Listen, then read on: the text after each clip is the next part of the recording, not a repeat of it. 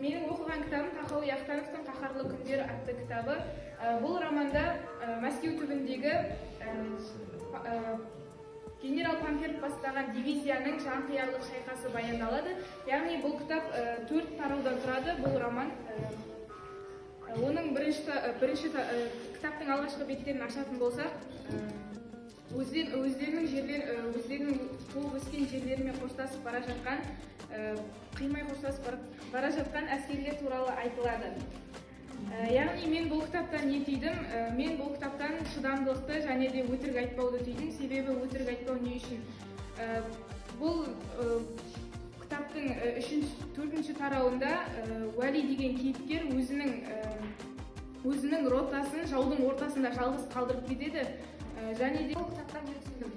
Басында Алтай деген бала болады, яғни Алтай деген балам соғыстан кейін интернатта оқиды. Сол интернаттан қайтсам болады, нанға тоймайтын сондай бала болады.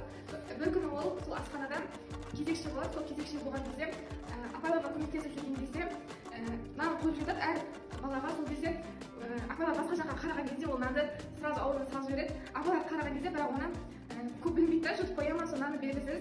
Сөйтіп жүрген кезде келген кезде балалар интернаттан сабақтан келеді. Сол кезде бәрі киімдерін, сумкалар лақтырып дастарханға отырған кезде Әлтайдың шыны келеді. Өйткені өзі соны дайындады.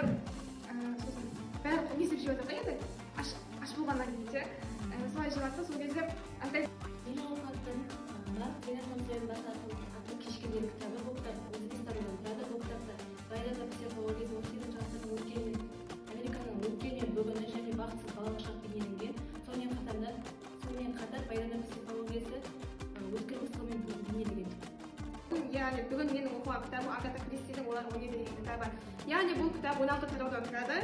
Әлбетте, яғни бұл кітап белгісіз бір 10 адамның бір аралға жиналуынан басталады. Яғни бір-біріне ұқсамайтын 10 адамның бір үлкен үйге жиналуы, біреуі демалысқа, біреуі қонаққа шақырған бір 10 адамның бір үйде көріседі, яғни бір үйде тоғысады.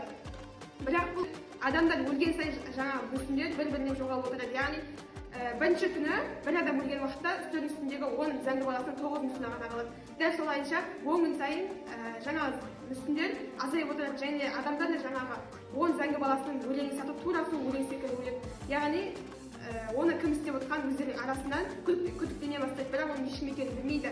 Соңында балалар біз бұл кітаптарды оқи отырып, балаларды оқуға шақыру, оқырмандарды көбейту мақсатында енді осы кітапты талдаған кезде бізге қандай ой дейді? адамның рухани байлығы